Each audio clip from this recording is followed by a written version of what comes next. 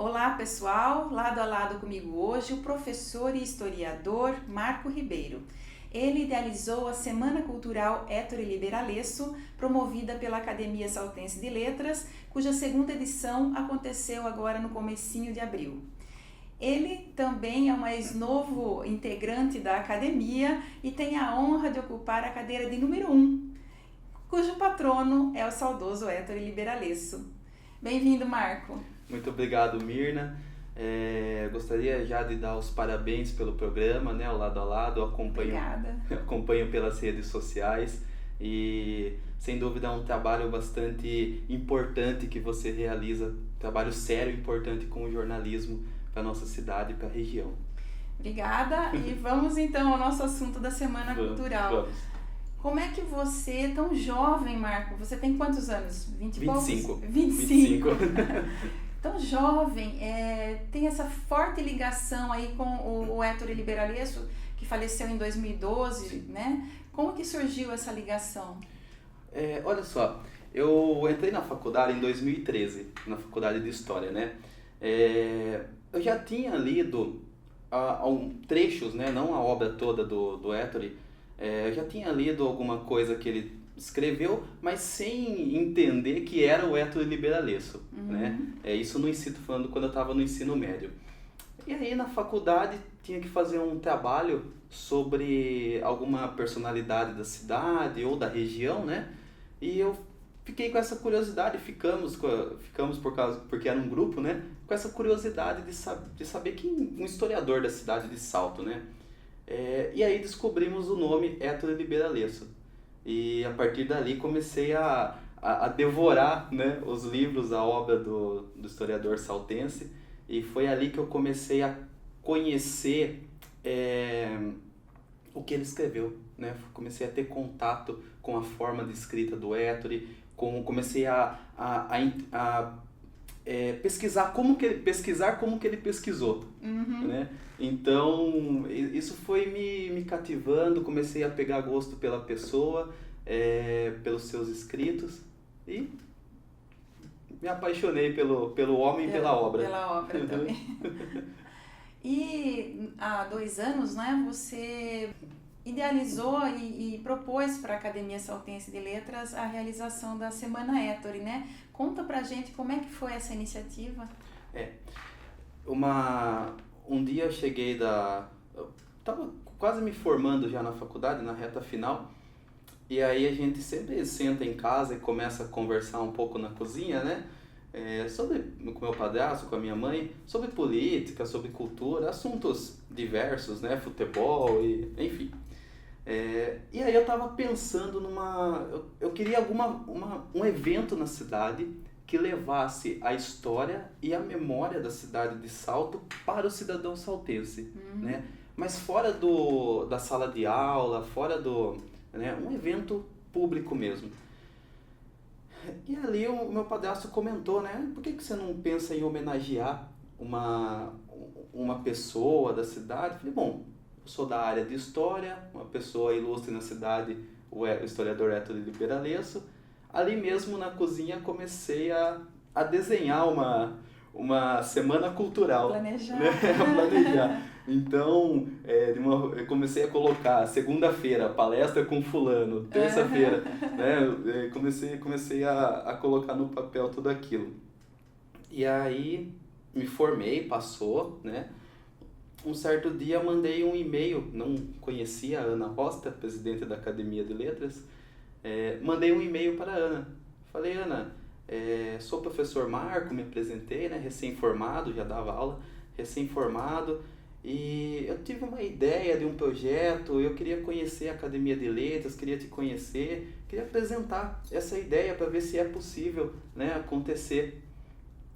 E a Ana, uma pessoa super gentil, né, super acolhedora, ela respondeu o e-mail, vem para uma reunião, vai ter uma reunião da ASLE tal dia, né, venha participar da reunião, a gente pode conversar pessoalmente.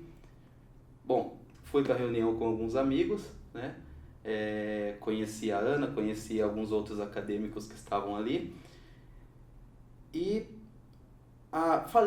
já adiantei o que era a ideia, né. a Ana gostou da ideia, falou, não, a gente volta a conversar, eu acho que vai dar certo de fazer. E eu tinha um projeto na escola Celino, que eu dava aula até o ano passado, que era um escritor na sala de leitura. Então, todo mês, ou todo bimestre, dependia de como que estava o calendário da escola, né? A gente ia um escritor na sala de leitura, na biblioteca da escola, para conversar com os alunos do terceiro ano do ensino médio. Então, os escritores da Academia de Letras, né? Deu certo essa parceria aí com a ASLE. E no dia que a Ana Osta foi o dia que a gente sentou e conversou mesmo sobre a Semana Cultural. E aí eu comecei a participar de algumas reuniões sobre a Semana Cultural na Academia de Letras e aconteceu no ano passado a primeira edição. E a primeira edição já foi um sucesso, né, de público, e o interessante é que ela foi itinerante, né, ela não aconteceu só em um local, como esse ano também, né, Marco? Sim, em 2017 teve a abertura na biblioteca, né, e aí passou pelo Museu da Cidade, passou pelo CEUNSP, passou também pelo Jornal Taperá, Jornal né? Taperá, que o Héctor trabalhou muitos anos, né? Sim. E encerrou na biblioteca também. E a data da Semana Cultural, isso é uma coisa que deve ser bastante lembrada, né? O patrono da Semana Cultural é o Héctor. A data seria a data de aniversário dele, dia 31 de março. Né? Ele nasceu em 31 de março de 1920. Então a Semana Cultural em 2017 aconteceu nessa semana do aniversário. Esse ano aconteceu um pouquinho depois, né? Uma semana depois. Aconteceu uma semana depois por conta da Semana Santa, né? Uhum. Que foi bem na data. E esse ano, Marco, você ficou responsável pela organização de uma exposição aí que fez parte da semana, que foi a exposição dos patronos saltenses, né? Isso. Explica pra gente como é que tá essa exposição, que ainda está lá no museu, né, da cidade. Sim, essa exposição ela tá prevista para ficar no museu até o dia 30 de abril, né? Então é um mês todo aí. Patronos e patronesses saltenses é o nome da exposição. Alguns patronos da Academia, 11 patronos da Academia de Letras, são saltenses nascidos na terra, ou como eu digo, saltenses de coração, né? Que é aqueles que não nasceram, mas trabalharam, atuaram em Salto, escreveram bastante sobre Salto em jornais, ou em publicações próprias mesmo, e pegaram gosto, né, pela cidade e aqui ficaram, e, enfim. Então são 11 personalidades da cidade, né? Eu vou pegar a colinha que eu fiz aqui com os 11 nomes, para não cometer a injustiça de esquecer de nenhum, né? Então é o Héctor Liberalesso, né? É o historiador, jornalista, patrono, como eu já disse, da Semana Cultural, meu patrono na Academia de Letras agora. Nós vamos falar sobre isso. Vamos falar sobre isso. O Dr. Mário Dota, né? Que também é um patrono da ASLE. O cineasta Anselmo Duarte, o único ganhador brasileiro da Palma de Ouro, né? Aurora Duarte, a irmã dele, escritora também. E curioso que na exposição tá o Anselmo e a Aurora do lado, né? A gente colocou os irmãos juntos ali. Professora Benedita de Rezende, né? Professora musicista, escreveu, por exemplo, o hino da Escola Cláudio Ribeiro, né? Então teve uma atuação na área de música, na área de poesia bastante importante para a cidade de Salto. O apresentador J. Silvestre, o historiador Luiz Castellari, que tem um livro, tem para vender no Museu da Cidade, tem um livro chamado História de Salto, né? Que é anterior ao Héctor, né? Anterior ao Héctor, Luiz Castellari. E escreveu ali sobre a história da cidade até o momento em que ele atuou, né? Em que ele viveu. E é bacana que o livro, no museu, tem várias correspondências dele, como, por exemplo, o Toné, lá do Museu Paulista, né?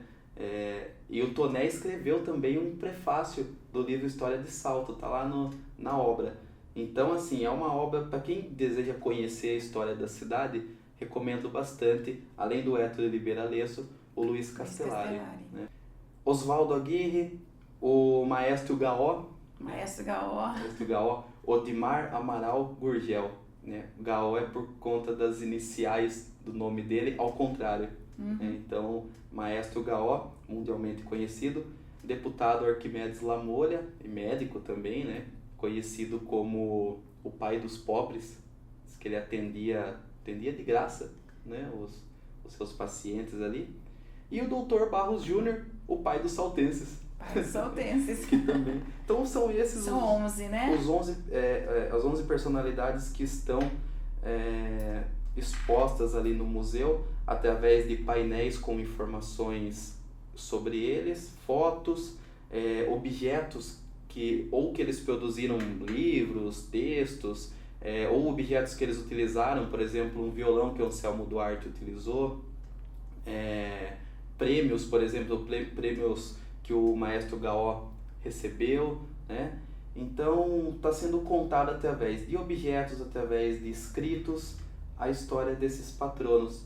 E a grande novidade dessa exposição, que do lado inferior direito de cada painel que conta a história dos patronos ou patronesses, tem um QR Code, né? Então, aquele código quadradinho, né? Isso, aquele código quadradinho. Então você baixa um aplicativo no celular com o mesmo nome, né? QR Code, clica ali e abre a página da Academia de Letras com a biografia mais completa de cada um dos patronos. Né? Então lá você pode escolher qual que você quiser, qual você quer se aprofundar mais, né?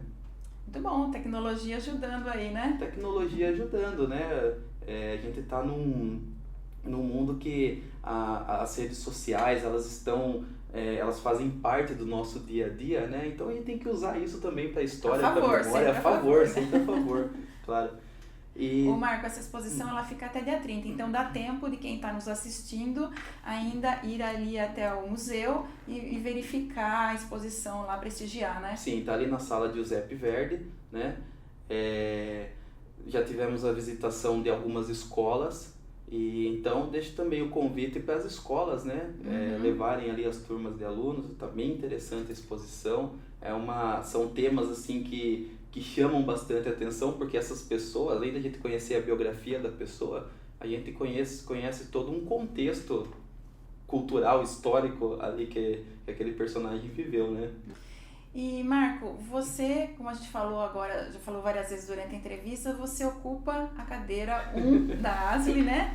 Que é a cadeira do Ettore Liberalesso, que ele é o patrono, né? Conta pra gente como é que foi essa emoção, né, de assumir essa cadeira, quando que você recebeu essa notícia que você poderia vir a ocupar essa cadeira do Ettore, tanta honra assim, né? O dia que eu recebi a informação de que eu fui aprovado como membro da Academia de Letras, foi bem interessante. Até falei isso no meu discurso de posse. A posse foi em dezembro de 2017, né? E até falei isso no meu discurso. Eu estava recolhendo roupa em casa para minha mãe, né? E o celular ali do lado. E aí eu abri o Facebook, abri o WhatsApp, abri o e-mail também no celular. E aí chegou o e-mail lá, você foi aprovado como membro da Academia de Letras. Eu subi a escada do porão onde a roupa estava esticada ali, subi correndo a escada, mãe, fui aprovado como membro da Academia de Letras. Então emoção e euforia se misturaram naquele momento, né? Mas você no e-mail já falava que era a cadeira do Ettore ou não? Então, aí, agora eu vou voltar um pouco no dia que eu fui convidado, né? No primeiro dia de realização da Semana Cultural de 2017, né, uma segunda-feira, após o encerramento, o professor Toninho Ferrari, ele chegou até mim, falou: Marco, parabéns pela semana, você foi um dos idealizadores do evento, você tem vontade de participar da Academia de Letras? Falei, nossa, e se tenho, né? Com certeza. Então, estou fazendo o convite para você ser nosso confrade. E aí teve durante o ano, né, mandando alguns documentos, algumas coisas que eu já escrevi, algumas atividades relacionadas à escola. E foi feita toda a análise, até que em outubro chega esse e-mail que eu comentei, né, que eu fui aprovado como membro. Daí chega essa parte de escolher o patrono, né? O próprio professor Ferrari, meu padrinho na Academia de Letras, falou, olha, eu vou dar uma sugestão, né? Ser envolvido, estudando a história do Ettore, Semana Cultural Ettore Liberalesso, é historiador, Tudo né? a ver, né? Tudo a ver. Eu vou dar uma sugestão como seu patrono Ettore Liberalesso. Não tenho dúvidas, né? Não tenho nem como rejeitar Não um tem, negócio não, desse tem mesmo. como rejeitar. O professor Toninho Ferrari me convidando para assumir a cadeira do Ettore. Muito bom, hein? Muito bom, né? E é curioso que essa cadeira, além de ter o Ettore como patrono, foi a cadeira dele mesmo. Né? Então, assim, é uma honra enorme poder, uma responsabilidade muito grande também, poder participar de tudo isso. Marco, você escreve crônicas, né? Nos jornais, já escreveu em outros jornais, hoje escreve no Primeira-feira, né? Desde quando você escreve? Começou a escrever antes de entrar no curso de História, depois? Comecei adolescente, né? Inventava umas histórias malucas, né? Só que eu nunca guardei nada. Desde pequeno eu escrevia e nunca guardei, sempre jogava fora os textos. Aí na faculdade eu comecei a pegar mais gosto ainda pela escrita, só que daí escrevia bastante texto científico, né? Trabalhos e, enfim, pesquisas. E ali comecei a pegar cada vez mais gosto pela escrita. Quando eu me formei, eu queria, de alguma maneira, além das redes sociais, tornar o que eu pesquisei, algumas ideias que eu tinha, tornar aquilo público, né? Principalmente as pesquisas na área de história. E eu conversei com o pessoal do Jornal Estância e naquele momento o Jornal Estância abriu as portas para mim e para um grupo de amigos, né? A gente tem um grupo de estudo e a gente escrevia juntos uma coluna chamada Memória Saltense, que durou exatamente um ano, de janeiro a janeiro. E ali a gente contava algumas histórias da cidade de Salto, memórias de pessoas, enfim. Quando em janeiro de 2017 não deu mais para escrever para o Jornal Estância, o Jornal Primeira-feira me convidou para assumir uma coluna semanal.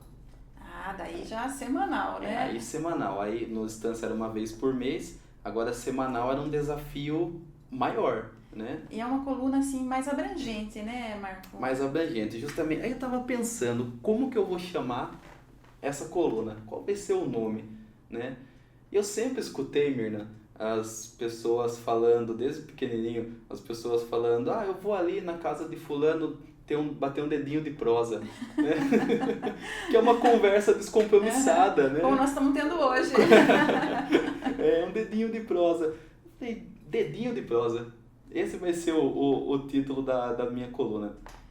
E aí no dedinho de prosa, né, eu escrevo sobre história da cidade, sobre história da região, também escrevo pensamentos políticos, a ideia de algum autor da filosofia, da própria história, também sobre futebol, sobre... Dá mais liberdade, né? Para escrever o assunto que tiver mais na cabeça, mais destacando, E né? é um desafio, né? Toda semana tem que ter uma ideia diferente. Curioso que todos os textos, ele tem ele foi motivado por alguma coisa que aconteceu. Sim. Né? Só citando alguns exemplos, um dia eu estava na biblioteca de Salto e sentado à minha frente tinha um homem, né, que é morador de rua. E eu sei que é morador de rua porque eu já vi, né?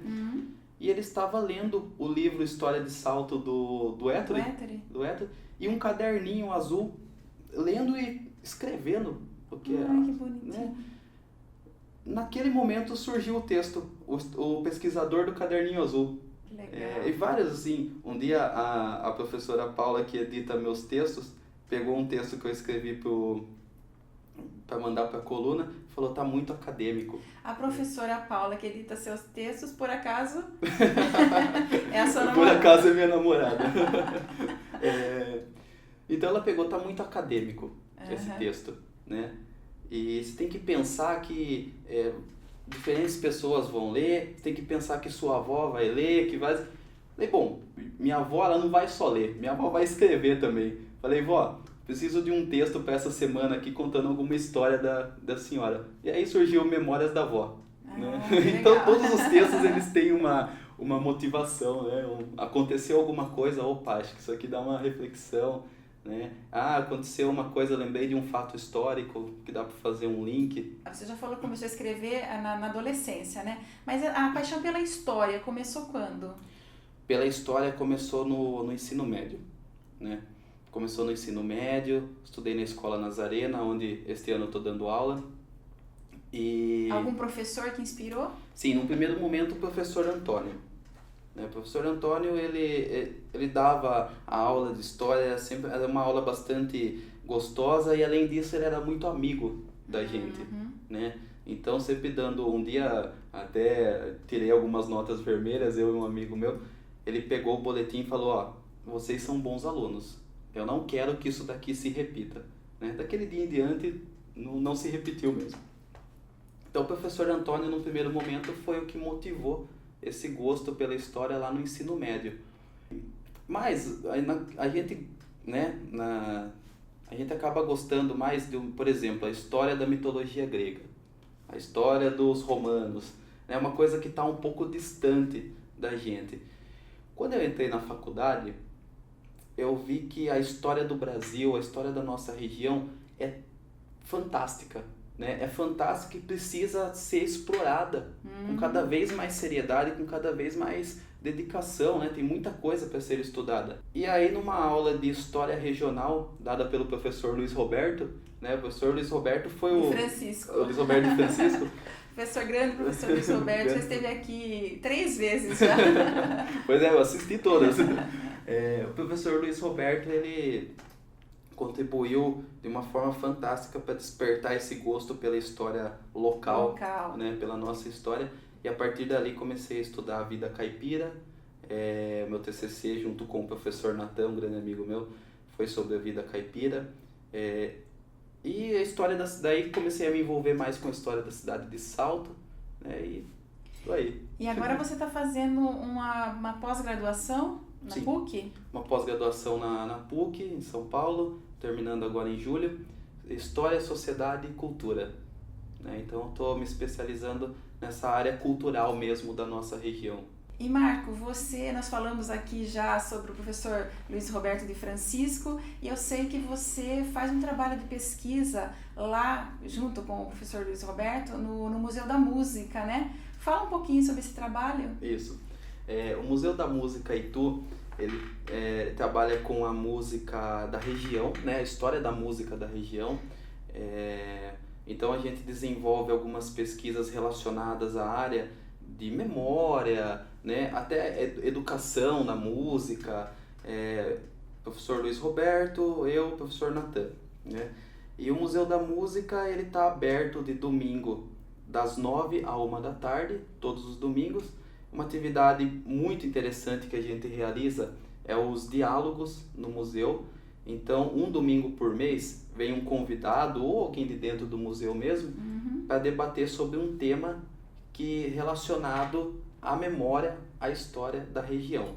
Né? Então, é aberto para o público e a proposta do diálogo é justamente ser uma conversa, né? Um bate-papo. Então, tem um tema central, tem uma pessoa para debater aquele tema, mas todos que estão ali podem fazer as interferências, né? Contribuir com o enriquecimento do tema. Né? Então, o nosso trabalho no Museu da Música é um trabalho bastante voltado para questões culturais da cidade e da região.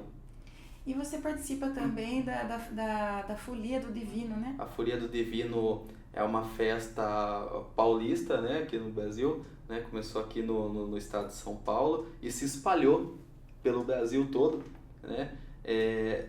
Essa Folia do Divino que a gente participa é um resgate histórico da memória da festa, né? Porque uma grande preocupação que o historiador tem que ter é justamente se essas tradições. Preservar as raízes. Isso, preservar as raízes, né? Preservar mesmo o patrimônio da cidade, do país, ver se isso não vai se acabar, né? Então a Folia do Divino é um importante resgate histórico que foi feito, e aí a gente participa todo ano, começa agora, logo após o domingo de Páscoa, começa com 7 pousos, né? Toda sexta-feira tem um pouso numa casa diferente.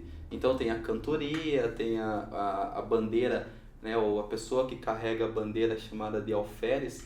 O alferes entra com a bandeira, benze os 4 cômodos da casa.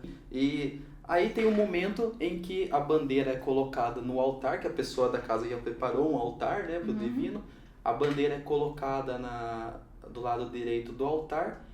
E as pessoas podem dar um nó nas fitinhas que estão amarradas na bandeira para fazer um pedido, né? Então, todo pouso eu dou um nome, né? Então, aí é um momento de bastante fé mesmo, né? A gente está fazendo uma reverência à terceira pessoa da Trindade, o Espírito Santo. E após esse nozinho, tem um momento de conversa ali, descontração, né? Que é começa a tocar moda de viola, tem uns comes e bebes ali. A confraternização. A confraternização. E depois o encerramento com a retirada da bandeira, a cantoria da Folia Divino. E na sexta-feira seguinte tem o próximo pouso. O último pouso é um cortejo no centro da cidade de Itu, né? Passando por alguns pontos que vão receber o Divino. Né, começa no Museu da Música e termina na Casa da Praça, na Igreja da Matriz, lá em Itu. Então é uma festa bastante importante, popular, né, tem um envolvimento da população. Né? Exatamente. Feito pela gente mesmo, né, como era no século XVIII. Né, tem uma obra do Miguelzinho Dutra, bastante conhecida, a Folia do Divino em Itu, né, que mostra mesmo esse aspecto popular da tradição. Marco, você que é professor de história, eu queria que você deixasse um recado para os jovens que não gostam muito dessa matéria, né? Sobre a importância dessa matéria, de entender o que foi nosso passado para poder melhorar o nosso futuro. Sim. Você acabou de falar, Mirna, o sentido da história. É estudar o passado para compreender o presente e não repetir, né, no futuro os mesmos erros do passado, tentar sempre melhorar, né? A disciplina de história na escola, ela carrega um estereótipo de a disciplina que dá sono, a matéria que todo mundo, né? Não é nada disso. A história é uma matéria muito rica, né? Fundamental para a compreensão dos nossos atos, né? Para a gente se entender enquanto agente transformador da sociedade, né? Então, ajuda a desenvolver, num casamento com todas as outras disciplinas, né? Ajuda a desenvolver um raciocínio crítico sobre o determinado fato, determinado acontecimento, né? Nos dá uma bagagem de argumentação muito, muito boa, algo que precisa ser bastante explorado hoje em dia, essa capacidade de argumentação, e tira a gente daquele senso comum, né? As redes sociais hoje, Facebook e várias outras, estão recheadas de senso comuns, né? Agora se discute muito a questão dos fake news, né? Então são cuidados que a disciplina de história nos ajuda a tomar esses cuidados, né? A disciplina de história é bastante importante em todos esses sentidos. Então, assim, uma dica que eu dou para os jovens aí que estão no ensino fundamental, no ensino médio, é uma matéria muito prazerosa, é uma matéria muito gostosa. Estudem mesmo história, estudem mesmo a disciplina. Pegue uma leitura, por exemplo, comece pelo livro didático, né? Vai pegando gosto por aquilo, depois vai se aprofundando em outras obras relacionadas à área. Eu tenho certeza que é uma disciplina que vale muito a pena ser explorada. E estamos precisando, na nossa área, de bons historiadores, bons professores da área, né? Eu queria deixar aqui a minha homenagem ao meu professor de história, Célio Vendramini, que foi estupendo. Muito obrigada, professor Célio. Muito obrigada, Marco, pela sua presença aqui no nosso programa. Continue com essa atividade toda aí, porque eu sei que não para, né, Marco? Não para. É o tempo todo em atividade, inventando coisas. Sim. Olha, admiro muito o seu trabalho, viu? Nossa, muito obrigado, Mirna. Obrigado pela oportunidade de estar aqui conversando um pouco, dando um dedinho de prosa, né? Isso. no lado a lado. Também sou um admirador do seu trabalho aí, como eu já disse na abertura. Obrigada mais uma vez. E obrigada a você que nos acompanha pela ITV, canal 24 da NET, ou pelo YouTube. A sua participação, a sua presença aqui juntinho comigo é sempre muito importante. Se você gosta, curta, comente, dê um like e inscreva-se no canal. E a gente se vê na sexta que vem de novo. Beijo no coração, até lá!